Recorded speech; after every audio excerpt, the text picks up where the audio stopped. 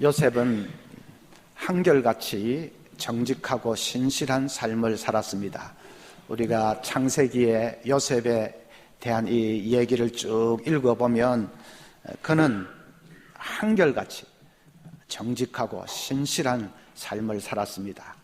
어릴 때 부모 설화에서 자랄 때도 그랬고, 또 남의 집에 종살이 할 때도 그랬고, 억울하게 감옥에 갇혀서 있을 때도 그랬고, 애굽의 총리 대신이 되어서 최고의 자리에 올랐을 때도 그랬습니다. 환경이 어떠하든지 어디 가든지 상관없이 한결같이 정직하고 신실한 삶을 살았습니다. 또 늘 밝고 긍정적이고 감사하며 사는 모습도 한결같습니다. 감옥에서 사는 것과 총리가 되어서 궁궐에서 사는 것은 천지 차이지 않습니까? 그런데도 감옥에서 살든지 궁궐에서 살든지 한결같이 밝고 긍정적인 모습으로 살았습니다.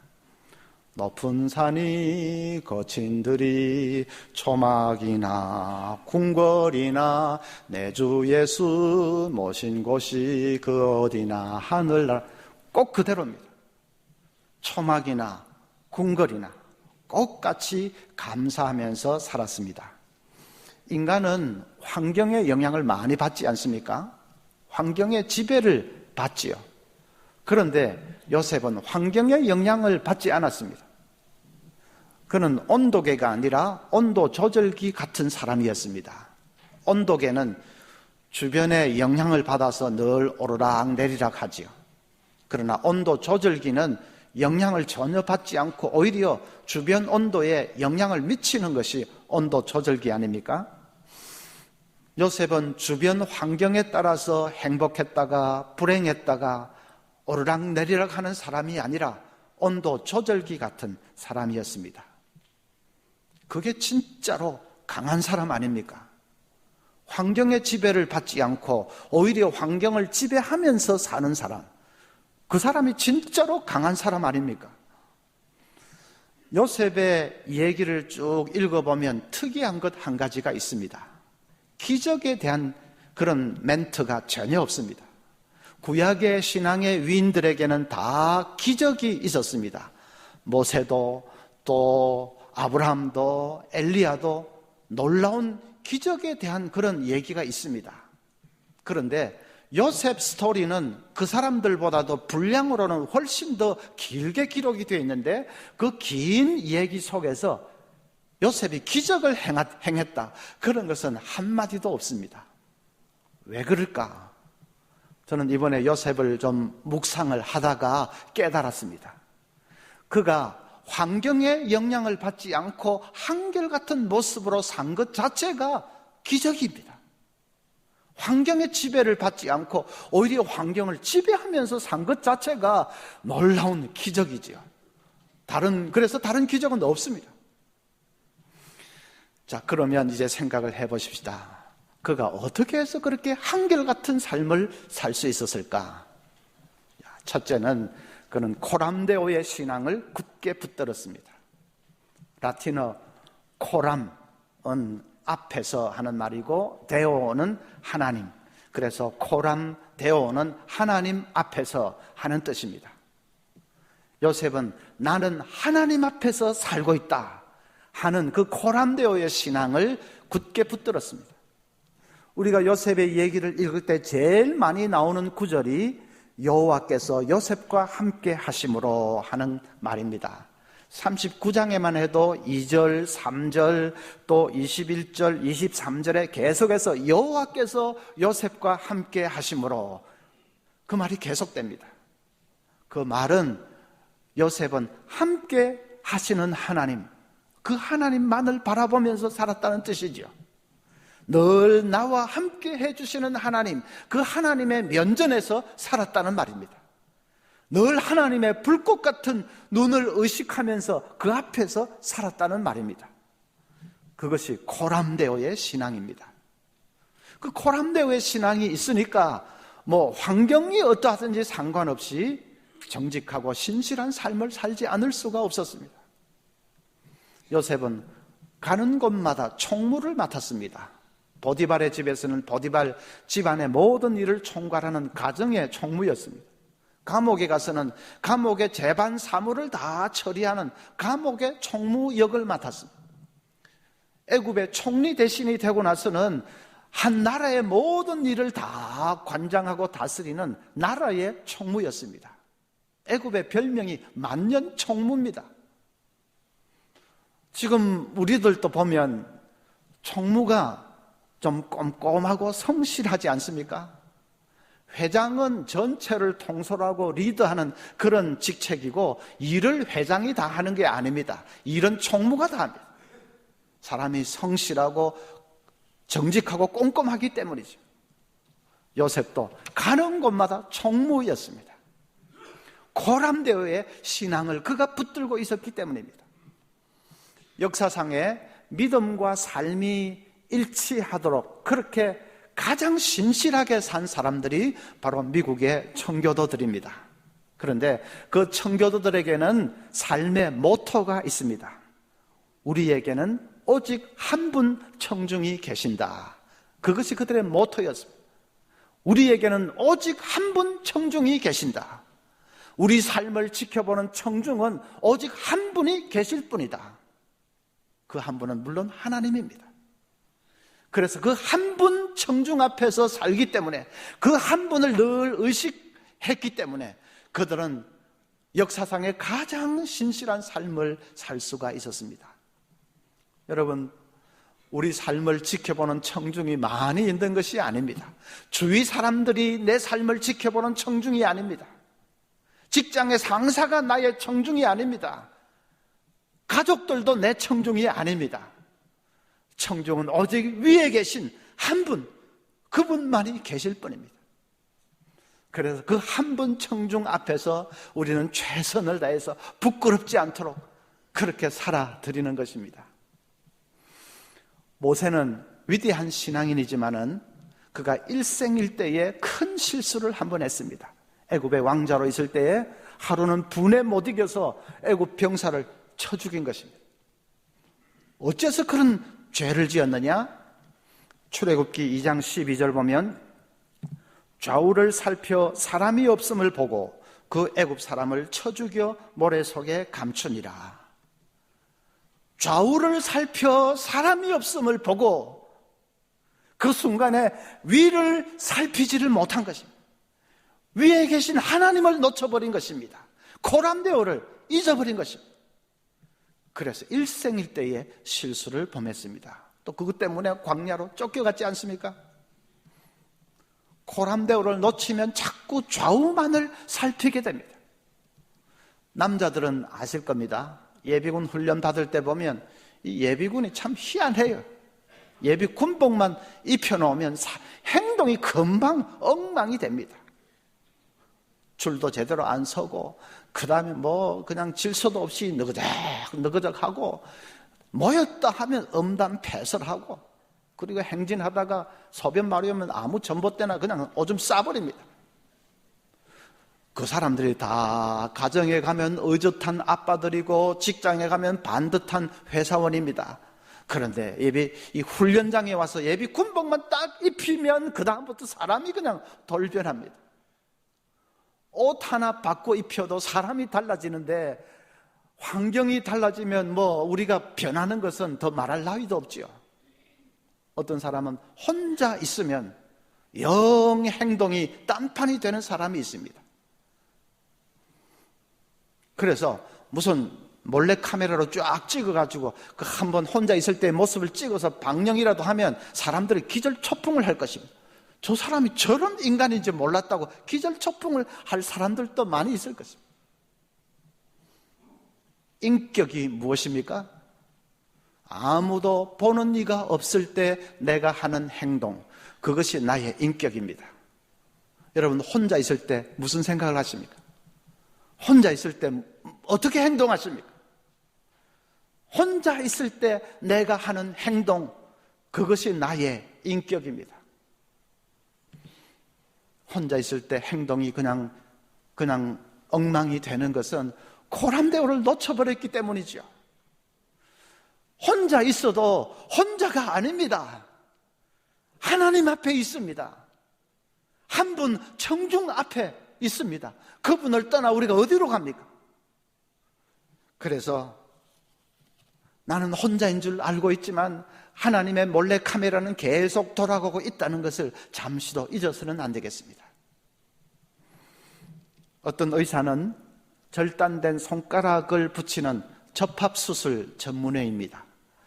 그런 수술은 엄청나게 힘이 든다고 합니다. 일단 수술에 들어가면 6시간 이상을 끊임없이 현미경을 바라보면서 사람이 머리카락보다 더 가는 신경망과 힘줄과 혈관을 분리하고 연결을 시켜야 됩니다.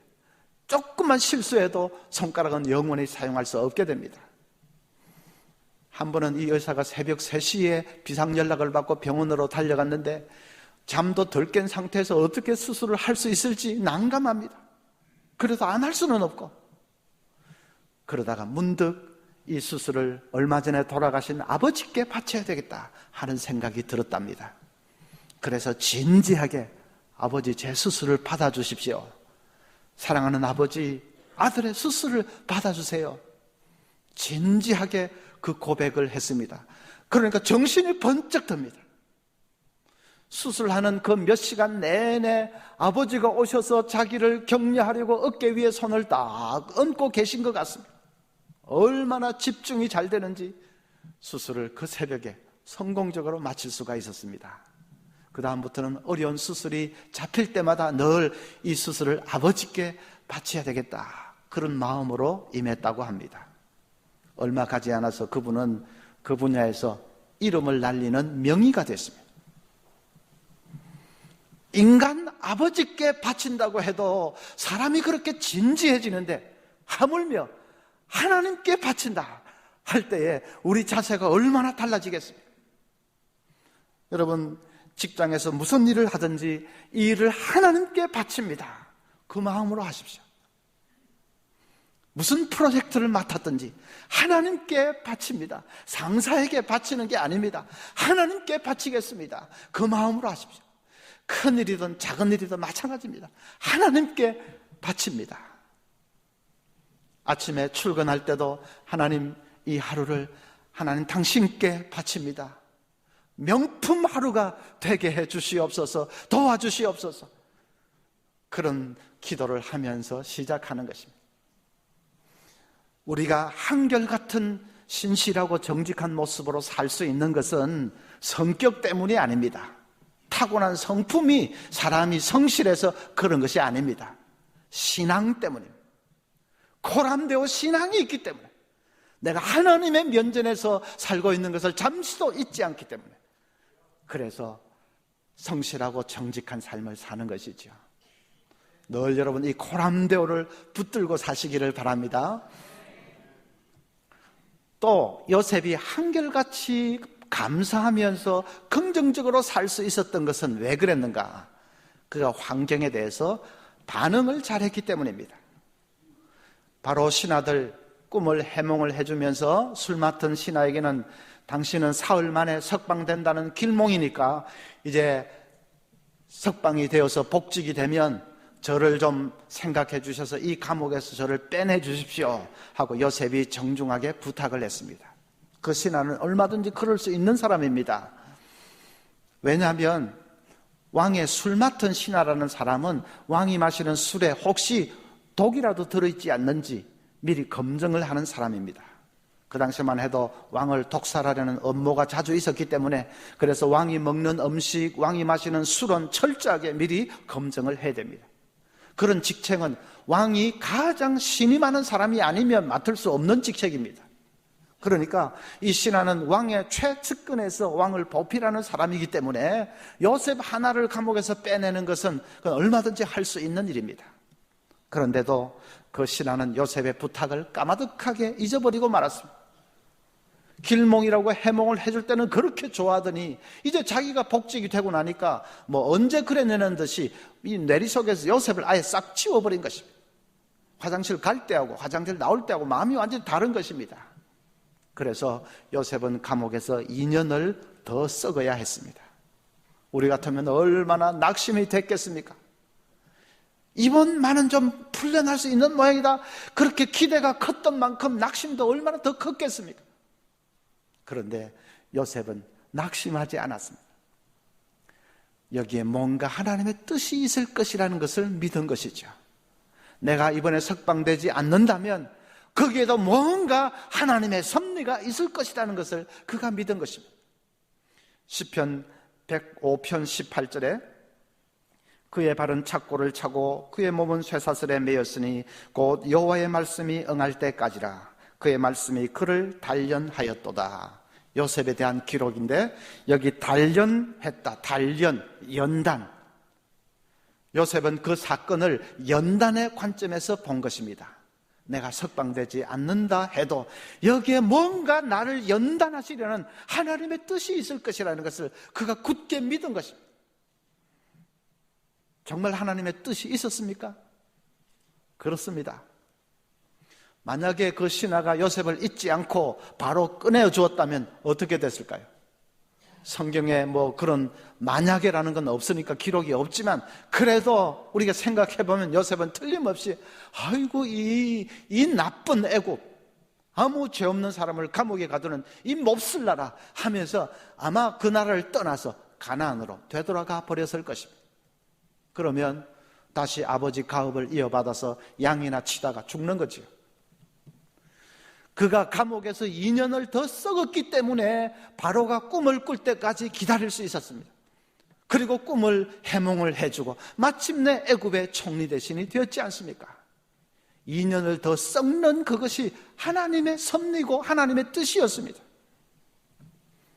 요셉은 그것까지는 다 몰랐겠지만 그래도 어쨌든 내가 석방되지 않는다면 뭔가 하나님의 뜻이 있을 것이다. 그것을 믿고 낙심하지 않았습니다.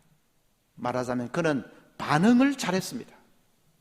만약에 요셉이 그렇게 반응하지 않고 어떻게 내가 해몽을 해줬는데 그렇게 은혜를 잊어버릴 수 있느냐, 인간이 왜 그러냐, 길길이 날뛰었다면 어떻게 나는 이렇게 하는 일마다 안 되냐, 이번에는 석방인 줄 알았는데 어떻게 하는 일마다 이렇게 안 풀리냐, 그렇게 낙심하고 좌절했다면 그는 그걸로 끝나는 것이죠. 우울증이라도 걸리든지 화병이라도 나든지 해서 감옥에서 끝나는 것입니다. 그러나 하나님의 뜻이 있음을 믿고 감사하면서 그 가운데서도 희망을 잃지 않고 살 때에, 반응을 잘할 때에 그는 재기할 수 있었습니다. 심리학자들은 인간이 행복하냐 불행하냐 하는 것을 결정짓는 요소 중에서 사건이 차지하는 비중은 10%밖에 안 되고 나머지 90%를 차지하는 것은 그 사건에 대한 반응이라고 했습니다. 우리는 거꾸로 생각을 잘합니다. 내가 불행한 것은 불행한 사건을 당했기 때문이라고 생각합니다. 그런데 아닙니다. 그건 10%밖에 안 됩니다. 내가 불행한 것은 불행한 일을 당했기 때문이 아니라 그 일에 대해서 내가 반응을 잘 못하기 때문에 불행한 것입니다. 그것이 90%입니다. 반응은 우리가 선택하는 것입니다. 낙심하는 것도 내가 선택하는 것이고 희망을 잃지 않는 것도 내가 선택하는 것입니다. 지난주일에 그런 말씀을 많이 드렸습니다. 그래서 선택을 잘해서 반응을 잘해야 됩니다. 이스라엘의 무역장관을 지낸 나탄 샤린스키라는 사람이 있는데 구소련 시절의 대표적인 반체제 인사였습니다. 그 공산주의 구소련 거기서 반체제 활동을 하니까 잡혀서 사형 선고를 받았고 9년 동안 감옥에서 복역을 했습니다. 그중에 1년 반은 무시무시한 그 독실에 독방에 갇혀서 혹독한 고초를 당했습니다. 그러다가 구사일생으로 석방이 되어서 서방 세계로 망명을 했고 훗날에 이스라엘의 무역장관까지 됐습니다. 그 나탄 샤린스키가 지옥과도 같았던 감옥 생활을 회고하면서 이렇게 말했습니다. 내가 겪은 가장 큰 고통은 죽음에 대한 공포였으며 그것을 극복할 수 있는 유일한 방법은 위협과 죽음에 대해 웃는 것이었다. 유머란 자유스러울 때는 사치스러운 것이지만 감옥에서는 유일한 무기다. 그들에 대해 웃을 수 있는 순간 그들로부터 자유로울 수 있었다. 그 캄캄한 지옥 같은 곳에서 웃었다고 합니다. 꼭 바울 사도 같죠. 빌립보 감옥에서 항상 기뻐하라, 내가 다시 말하노니 기뻐하라 했던 그 바울처럼 이분도 웃었습니다. 그러면 아무도 갈지 못합니다. 낙심하고 비관하고 해야 계속 괴롭히지요. 재미가 있으니까 계속 괴롭히죠. 그런데 웃고 있는데 그럼 아무도 갈불 수가 없습니다. 더 이상 무엇을 하겠습니까? 운명마저도 그런 사람은 갈불 수가 없습니다. 그렇게 반응을 잘 하니까 진짜로 웃을 날이 왔습니다. 절망했다면 그것을 끝났을 텐데 말입니다. 여러분, 환경에 영향을 받지 않고 오히려 환경을 지배하면서 살기를 원하십니까? 반응을 잘하십시오. 좋은 환경, 기분 좋은 일, 좋은 일만 자꾸 생겨서 내가 환경을 지배하는 것이 아니고 나쁜 일, 불행한 일, 시련 닥칠 수 있습니다. 그런데 그게 중요한 것이 아닙니다. 반응을 잘하면 그러면 정말로 웃을 날이 옵니다. 우리는 얼마든지 반응을 잘할 수 있는 사람들 아닙니까? 하나님의 뜻이 있는 것을 우리가 믿기 때문이죠. 하나님을 사랑하는 자에게는 이 모든 일이 합력해서 선을 이루는 것을 우리가 알기 때문입니다. 그 사실을 굳게 붙들고 감사와 긍정의 반응으로 여러분 이길 수 있기를 바랍니다. 마지막으로 나 자신을 변화시킬 수 있어야 합니다. 자, 환경 중에서 가장 다루기 힘든 것이 인간관계이죠. 이 관계가 깨어지고 관계에 문제가 생기면 정말 어쩔 수가 없고 너무나도 괴롭습니다. 직장에서 동료들과의 관계가 깨어질 때, 가정에서 부부 사이가 깨어질 때 정말로 이건 어떻게 다스려야 될지 힘듭니다. 그럴 때는 나 자신을 변화시켜야 된다. 로렌스라는 경건한 수도사가 있었는데 어느 수도원의 원장으로 임명을 받았습니다. 그 수도원은 이 수도사들 사이에 갈등이 있고 불화가 심해서 교구 내에서도 골치 아프기로 유명한 수도원이었습니다. 로렌스 수도사가 원장으로 임명을 받아서 찾아가서 수도원 문을 두드리는데 젊은 수사들이 달려 나와서 보더니 신참이 왔구만, 잘 됐네, 빨리 식당으로 가서 접시나 닦으시지, 그럽니다. 로렌스가 백발이 성성한 노수도사인데도 이 젊은 수사들이 아랑곳하지 않고 신참이니까 제일 밑바닥부터 박박 기라는 것입니다. 로렌스가 이게 이 수도원의 문제구나 하는 것을 깨달았습니다. 그래서 두말도 않고 네, 그러겠습니다 하고는 식당으로 가서 열심히 접시를 닦습니다. 멸시천대가 말로 다 할 수가 없는데 그래도 묵묵하게 가장 낮은 자리에서 섬기는 일을 계속했습니다. 석 달 만에 감독이 순시차 방문을 했는데 젊은 수도사들이 그 감독 앞에서 막 쩔쩔맵니다. 감독이 그런데 수도 원장님은 어디 계신가 묻습니다. 이 수도사들이 원장님은 아직 부임하지 않았습니다. 감독이 그게 무슨 말인가? 내가 석 달 전에 로렌스 수도사를 원장으로 임명했는데 젊은 수도사들이 아연실색을 했습니다. 바로 식당으로 달려가서 그 로렌스 수도사 앞에 무릎을 꿇고 우리가 몰라 배웠다고 100배 사죄를 했습니다. 원장인데도 한마디도 하지 않고 제일 낮고 천한 자리에서 겸손히 섬겼던 그 모습에 젊은 수도사들이 충격을 받은 것이죠. 그 다음부터 그 수도원이 완전히 변했다고 합니다. 정말 겸손히 섬기고 봉사하는 은혜 충만한 수도원으로 바뀌게 되었습니다. 그 수도원장이 이 수도원을 한번 바꿔보겠다고 법을 만들고 규율을 제정하고 그 벌을 주고 그랬다면 그 수도원은 결코 바뀌지 않았을 것입니다. 자기가 먼저 낮아지고 자기가 변화되니까 사람들이 저절로 다 바뀌었습니다. 환경이 저절로 바뀌었습니다. 여러분, 남편이 왜 저런가? 우리 남편 좀 바뀌어야 되는데 답답하십니까? 아이들이 왜 저럴까? 답답하십니까? 여러분, 자신이 먼저 바뀌어야 됩니다. 그런 거 생각해 보지 않으셨습니까? 여러분 자신이 변화되십니다. 영국 웨스트민스터 대성당 지하 묘지에 어느 묘비에 이런 글이 쓰여져 있습니다. 내가 젊고 자유로워서 상상력에 한계가 없을 때 나는 세상을 변화시키겠다는 꿈을 꾸었다. 좀 더 나이가 들고 지혜를 얻었을 때 나는 세상이 변하지 않으리라는 것을 알았다. 그래서 내 시야를 약간 좁혀서 내가 살고 있는 나라를 변화시키겠다고 결심했다. 그러나 그것 역시 불가능한 일이었다. 황혼의 나이가 되었을 때 나는 마지막 시도로 나와 가장 가까운 내 가족을 변화시키겠다고 마음먹었다. 그러나 아무것도 달라지지 않았다. 이제 죽음을 맞이하기 위해 자리에 누운 나는 문득 깨닫는다. 만약 내가 나 자신을 먼저 변화시켰더라면 그것을 보고 내 가족이 변화되었을 것을, 또한 그것에 용기를 내어 내 나라를 좀 더 좋은 곳으로 바꿀 수 있었을 것을, 그리고 누가 아는가 세상까지도 변화되었을지. 그 지하 묘비에 그렇게 쓰여 있습니다. 여러분, 사람은 임종의 순간이 되면 갑자기 생각이 명료해집니다. 임종의 순간이 가까워지면 그 짧은 시간에 지나간 한평생이 주마등처럼 쫙 펼쳐지면서 갑자기 생각이 미치도록 명료해집니다. 그때 제일 먼저 떠오르는 생각이 내가 나 자신을 변화시켰더라면 그것입니다.